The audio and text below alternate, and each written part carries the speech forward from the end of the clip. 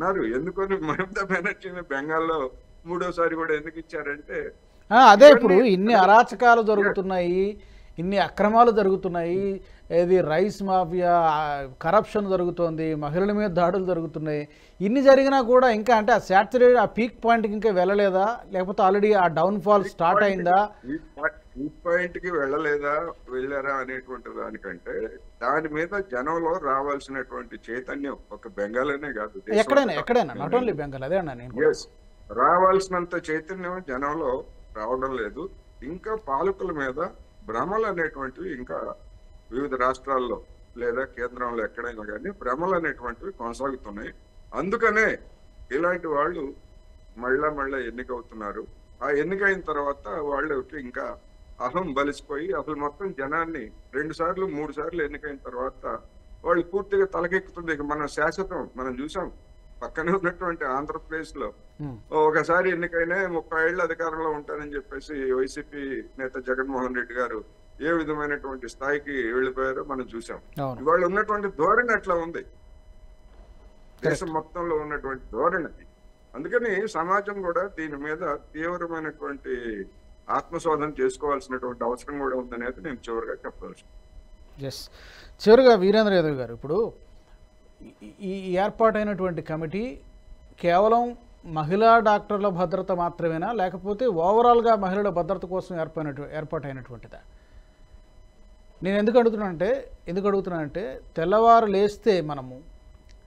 లేచి ఏ పేపర్ చూసినా కూడా ఓవరాల్గా పేపర్ మొత్తం తిరిగేస్తే ఒక 4-5 ఇన్సిడెంట్లు ఎక్కడో ఒక చోట బాలికల మీద, లేకపోతే మహిళల మీద, యువతుల మీద లైంగిక దాడులు, లేకపోతే రేపులు, మర్డర్లు, ఆ వార్త లేకుండా పేపర్ ఉండదు మనకి ఎక్కడైనా కానీ, ఇర్రెస్పెక్టివ్ ఆఫ్ ద స్టేట్. మీరు ఇందాక అన్నట్టుగా ఇది ఒక సామాజిక దాన్ని మనం పొలిటికల్ యాంగిల్లో చూడాల్సినటువంటి అవసరం లేదు ప్రతి విషయాన్ని కూడా. దీనికి ఏం చేస్తే బాగుంటుంది సార్? అది సబ్జెక్ట్ ఈస్ వెరీ బిగ్.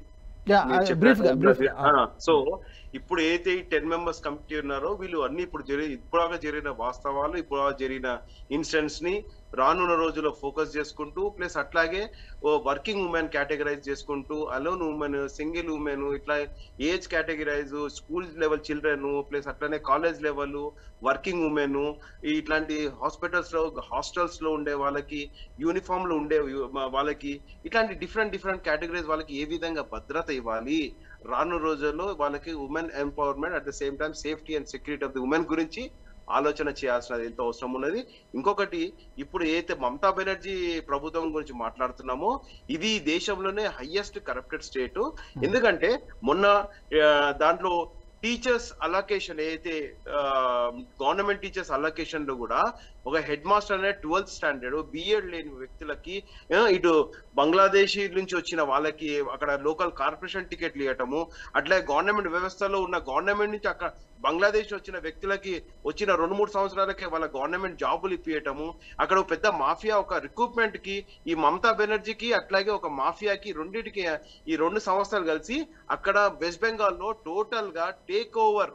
అంటే ఇందాక వారు అన్నారు అంటే ఈ వ్యవస్థని మళ్ళీ ఎలక్షన్ లో అంటే ఈ ఎలక్షన్ మేనేజ్మెంట్ ఒక కమిటీ, మమతా బెనర్జీ గారు టోటల్ ఎలక్షన్స్ అప్పుడు ఏ విధంగా కాలు ఇరగొట్టుకునో చేయరగొట్టుకోవడం సింపతితో అప్పుడు ఆ టైంలో ఏ కేకేనో పీకేనో ఎవడో వస్తాడో ఆ ఎలక్షన్ మేనేజ్మెంట్ చేసి నేను చెప్తున్నాను ఆ విధంగా. కానీ ఇప్పుడు రాష్ట్రం అంతా మొత్తము ఒక రకమైన ఒక ఊబిలో ఉంది రాష్ట్రము వెస్ట్ బెంగాల్. ఆ ఊబిలోంచి బయటికి తీసుకురావాలంటే ఇప్పుడు కేంద్రము అట్లాగే సుప్రీంకోర్టు సరైన దాన్ని తీసుకొస్తేనే ఆ రాష్ట్రం బాగుపడుతుంది. లేకపోతే మాత్రం అక్కడ ప్రజలు అన్యాయం అయిపోతారు.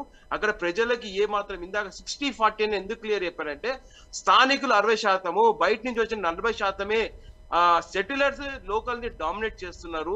అక్కడ ఉన్న ఎంప్లాయ్మెంట్ వాళ్ళది లాగేసుకుంటున్నారు. అక్కడ మాఫియా నడుస్తున్నది.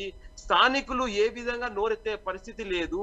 With the influence of the TMC గుండాలు ఏదైతే ఉన్నారో వాళ్ళు పబ్లిక్ గా వాళ్ళు తన్నిన, గుద్దిన, రేప్ చేసిన, పొడి చేసిన వాళ్ళ ఈవెన్ ఫుట్పాత్ ఎస్టాబ్లిష్మెంట్స్ కూడా వీళ్ళు చెప్పినట్టే నడవాలి, వీళ్ళు చెప్పినట్టే బిజినెస్లు నడవాలి. ఇలా రకరకాలుగా ఇబ్బందులు ఉన్నాయి. ఆ ఇబ్బందులకు అన్నిటి చెక్ పెట్టాలంటే ఈ మమతా బెనర్జీ ప్రభుత్వం కూల్చేయాలి. ఈ మమతా బెనర్జీని ఆల్రెడీ ఇదేమంటారంటే ఇంతకుముందు అలా మమతా బెనర్జీ ఇంకా వారి అల్లుడు అది చిట్స్ స్కామ్లు ఉన్నారు, రకరకాల ఫైనాన్షియల్ స్కామ్స్ ఉన్నారు, అట్లాగే ఎడ్యుకేషన్ రిక్రూట్మెంట్ స్కామ్లు ఉన్నారు, రకరకాల స్కామ్స్. ఈ స్కామ్స్ అన్ని బయట పెట్టి చేసినప్పుడే ఆ రాష్ట్రం బాగుపడుతుంది. ఊపిలో ఉంది వెస్ట్ బెంగాల్ ఇప్పుడు. కరెక్ట్. చివరిగా అంటే కోటేశ్వర గారు, ఇది అంటే మనం ఇందాక అనుకున్నట్టుగా ఈ మహిళలపై దాడులు, లైంగిక దాడులు ఇవన్నీ కూడా కామనే అయినప్పటికీ కూడా చాలా రాష్ట్రాల్లో జరుగుతున్నా కూడా పర్టికులర్గా వెస్ట్ బెంగాల్లో ఇందాక మీరే చెప్పినట్టున్నారు హైయెస్ట్ నెంబర్ ఆఫ్ కేసెస్ అనేవి కూడా. దీనికి తోడు అక్కడ మాత్రమే ఉన్నటువంటి ప్రత్యేకమైనటువంటి సమస్య వీళ్ళు ఓటు బ్యాంక్ పాలిటిక్స్ కోసం, ఓట్ల కోసమే క్లియర్గా. నేను కోటేశ్వర గారిని అడుగుతున్నా ఓట్ల కోసము బంగ్లాదేశ్ నుంచి ఈ రోహింగ్యాలని వీళ్ళని వెల్కమ్ చెప్పి చివరికి భస్మాసుర హస్తంలాగా వాళ్ళేమో అసాంఘిక శక్తుల్లాగా తయారైపోయి ప్రజల్లో కలిసిపోయి ఇప్పుడు బయటికి వెళ్ళాలన్నా పంపించాలన్నా కూడా వీలుగానటువంటి పరిస్థితి తయారైంది అనుకోవచ్చు. ఇది ఎందుకంటే ఇది అన్ని రాష్ట్రాల్లో ఉండదు ఈ సమస్య, ఆ బోర్డర్ స్టేట్లో కాబట్టి అక్కడ ఇంకా కొన్ని స్టేట్స్లో ఉంది. అది స్వయంకృతం కాదా? ఇప్పుడు బోర్డర్ స్టేట్ లో బెంగాల్ ఉంది, అస్సాం ఉంది, త్రిపుర ఉంది, అన్ని ఉన్నాయి. ఇప్పుడు బయట నుంచి ఇతర దేశాల నుంచి వచ్చేటువంటి వాళ్ళని అడ్డుకోవాల్సిన బాధ్యత ఎవరిదండి? కేంద్ర ప్రభుత్వందే కదా, సరిహద్దు భద్రతా దళాలదే కదా. వాళ్ళు ఏం చేస్తున్నారు అనేటువంటి సమస్య. రోహింగ్యాలు కావచ్చు, లేదా ఒక రోహింగ్యాలే కాదుగా బంగ్లాదేశ్ నుంచి వచ్చినటువంటి వాళ్ళు. ఆ మధ్య ఒక వీడియో వచ్చింది. కొత్తగా వచ్చిన వాళ్ళు కాదుగా వాళ్ళు, ఇవాళ కొత్తగా వచ్చినటువంటి వాళ్ళు కాదు కదా. ఇక్కడ హైదరాబాద్ లో మున్సిపల్ ఎన్నికల్లో మాకు కనుక అధికారం వస్తే మేము సర్జికల్ స్ట్రైక్స్ చేస్తామని చెప్పేసి బండి సంజయ్ గారు చెప్పారు కదా. ఏం కేంద్ర ప్రభుత్వం ఎందుకని సర్జికల్ స్ట్రైక్స్ చేసి లేదా అక్రమంగా వచ్చినటువంటి వాళ్ళని బయటకు ఎందుకు పంపించరు? ఎన్నికల్లో రాజకీయాల కోసం వాడుకోవడం తప్ప వాళ్ళ పేర్లు పెట్టి ఎందుకు పంపించరు? ఇప్పటి వరకు ఎవరట్టు పడ్డారు ఈ 10 ఏళ్ల నుంచి? నేను అడుగుతున్నా. ఇన్ఫిల్ట్రేషన్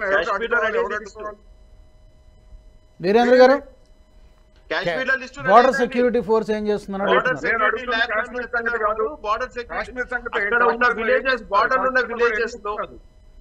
ఏం చేస్తున్నారు కాశ్మీర్ లో కూడా?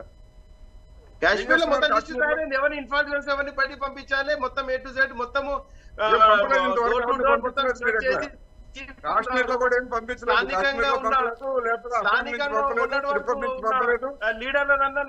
ఇవన్నీ రాజకీయాల కోసం చేసేటువంటి ప్రచారం తప్ప ఎవరు అడ్డుకున్నారు కేంద్ర ప్రభుత్వాన్ని? పంపాల్సింది ఎవరు?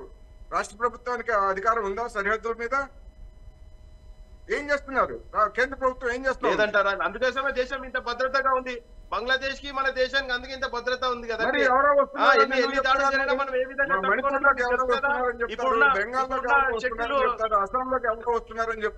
హైదరాబాద్ లో కూడా ఉన్నారండి, హైదరాబాద్ లో వేల సంఖ్యలో ఉన్నారండి హైదరాబాద్ లో. సరే, ఇక అది మనం అదొక వేరొక సెపరేట్ డిస్కషన్ పెడదాం.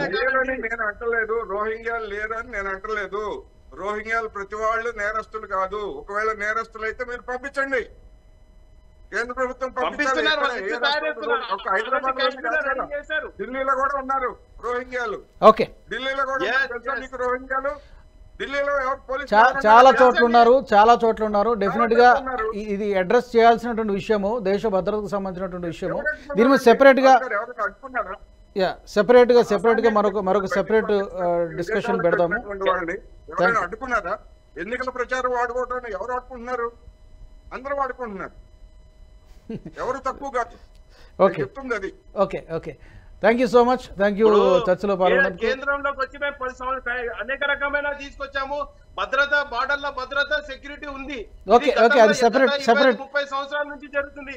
మమతా బెనర్జీ గారు ఈ ఒక్క సంవత్సరంలో ఎవరు రాలేదు. ఇది 3వ టర్మ్. అంటే 15 సంవత్సరాల నుంచి ఆమె జరుపుతున్న రాజకీయం, అప్పుడు ఉన్న రాజకీయం ఎవరితో మీకు తెలుసు. ఆ టైంలో ఎంత నింపుకున్నదో ఆమె తెలుసు. సో బంగ్లాదేశ్ ఆ టైంలో ఏ విధంగా కాంగ్రెస్ ప్రభుత్వం ఉన్నప్పుడు తెచ్చుకున్నారు. వీరేంద్ర గారు, మనం సెపరేట్ గా ఈ ఇన్ఫిల్ట్రేషన్స్, చొరబాట్లు, రోహింగ్యాలు సెపరేట్ గా, ఇది మనం సెపరేట్ సబ్జెక్ట్. ఇది మనం మరొక సందర్భంలో తప్పకుండా చర్చ పెడదాం.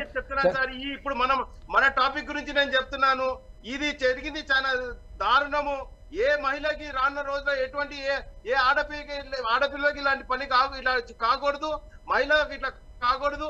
దేశ భద్రత ఇందులో తెలుస్తుంది కాబట్టి ఇటువంటి వ్యక్తులు ఏవైతే ఉన్నారో వాళ్ళని తప్పకుండా వాళ్ళని ఇచ్చేయాలి. అట్లాగే ఈ మమతా బెనర్జీ గారు ఇన్ని రోజులు ఆమె ఇట్లాంటి ఊరుకునేది కాబట్టి అట్లాగే ఆ ఎంపీలు ఎవరైతే మధ్య వెస్ట్ బెంగాల్ ఉన్న ఎంపీలకు కూడా వాళ్ళకు కూడా గుణపాఠం చెప్పాలని నేను కోరుతున్నాను. Okay, thank you so much. ధన్యవాదాలు వీరేంద్ర యాదవ్ గారు, కోటేశ్వర గారు, అలాగే మరొక కరుణాసాగర్ గారు, ధన్యవాదాలు. Thank you so much. కోల్కతాలో జరిగినటువంటి సంఘటన మరొకసారి ఏ దేశంలో, ఏ రాష్ట్రంలో, ముఖ్యంగా మన భారతదేశంలో మరొకసారి ఎవరికి ఏ ఆడపిల్లకి కూడా అన్యాయం జరగడానికి వీల్లేదు. దానికి అనుగుణంగా సుప్రీంకోర్టు కూడా ఒక కమిటీని ఏర్పాటు చేసింది, కేంద్ర ప్రభుత్వం కూడా రంగంలో దిగింది, రాష్ట్ర ప్రభుత్వం కూడా తగిన చర్యలు తీసుకుంటే బాగుంటుంది. ఇలాంటి విషయాల్లో నేరస్తులను దాస్తే తప్పనిసరిగా ప్రజల నుంచి ఇప్పటికే స్పందన చూస్తున్నాం దేశవ్యాప్తంగా. ఇది దీని కులాలకు అతీతంగా, పాలిటిక్స్కి అతీతంగా కూడా స్పందిస్తున్నారు. ఆమెకు న్యాయం జరగాలి, మరొకసారి ఏ ఆడపిల్లకు, ఏ మహిళ డాక్టర్ కావచ్చు, ఏ మహిళకు కావచ్చు ఇలాంటి అనుభవం ఎదురు కాకూడదని చెప్పి కోరుకుంటున్నారు. మరి దానికి అనుగుణంగా చర్యలు తీసుకోవాలని మనం కూడా కోరుకుందాం. ఇది వాళ్ళ prime time debate. Keep watching NHTV. ఈ వీడియో మీకు నచ్చినట్టయితే లైక్ చేయండి, 10 మందికి షేర్ చేయండి, అలాగే కామెంట్ల రూపంలో మీ అభిప్రాయాలను మాతో పంచుకోండి. Nationalist hub group of channels ను సబ్స్క్రైబ్ చేసుకుని తెలుగునాట జాతీయవాద జర్నలిజాన్ని ప్రోత్సహించండి. ఈ వీడియో కింద ఉన్న బెల్ ఐకాన్ పై క్లిక్ చేయడం మర్చిపోవద్దు.